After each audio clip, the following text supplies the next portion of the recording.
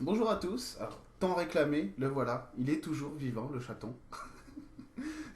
Il est toujours là. Donc, c'était le Quick Intention, épisode 2, avec Peter, le chaton, toujours là, toujours aussi beau. Un Quick Intention sur. Oula Quick Intention sur l'animalité. Par contre, il a pris du poids, hein. Allez, va. Sur l'animalité. Ça tombe bien, on commence avec un chat. Magnifique, merveilleux, avec deux chats d'ailleurs. Voilà.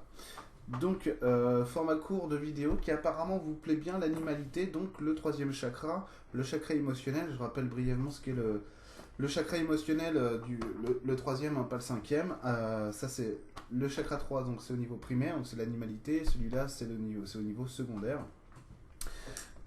C'est ce qui nous permet d'exprimer qui on est dans nos vies, donc toute notre palette de couleurs, de saveurs, de goûts, ce qu'on veut exprimer, expérimenter. Ce que je projette de moi et ce que je goûte de la vie en fait, c'est ça.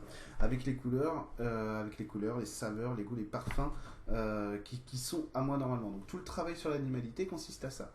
Consiste à dépasser certains stades de la vie, de l'expression, pour justement arriver à ce qu'on souhaite exprimer nous-mêmes et pas la société, machin truc. Comme on commence à sortir, à remettre en cause le système actuel, système au sein duquel c'est lui qui nous dicte ce qu'on doit être et ce qu'on doit exprimer, on est en train de comprendre que c'est un peu pas propre ce qu'on fait et qu'on a envie de changer, tout simplement. Et que voilà, il fait dégueulasse, c'est peut-être un peu parce qu'on est tous sur un émotionnel qui est pas encore nettoyé et propre à chacun, quoi, tout simplement. Ensuite, si vous voulez, l'émotionnel, pris sous un autre angle, c'est aussi la peur, l'anxiété, tout ça, tout ça. Et en fait, ce qui a été assez simple de voir chez certains maîtres, c'est que lorsqu'ils avaient dépassé leur niveau de peur et leur animalité, ils ne rentraient plus en conflit avec l'extériorité du tout.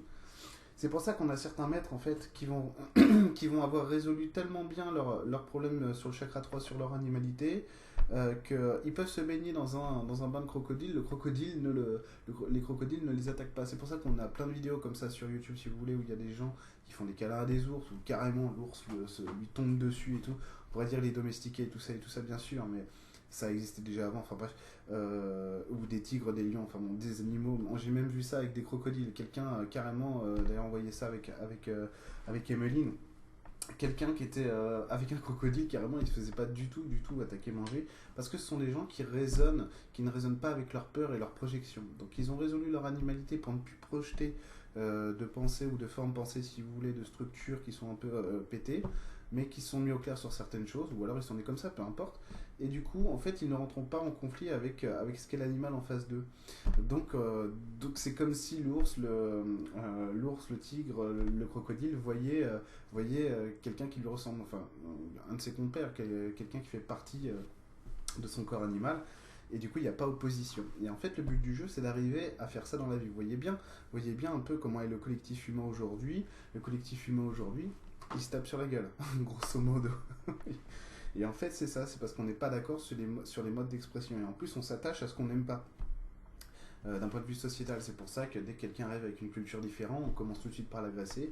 C'est simplement qu'on ne comprend pas ce sur quoi il raisonne, hein, c'est tout. Mais vu qu'on tend vers une unicité, vers une unité de tous les êtres, on va dire, et tout, en conservant la différence, parce que le but du jeu, c'est d'être dans l'unité, mais dans l'unité de soi. Oula, il y a le plein d'écran qui est parti. Dans l'unité de soi, pas se fondre complètement avec les autres.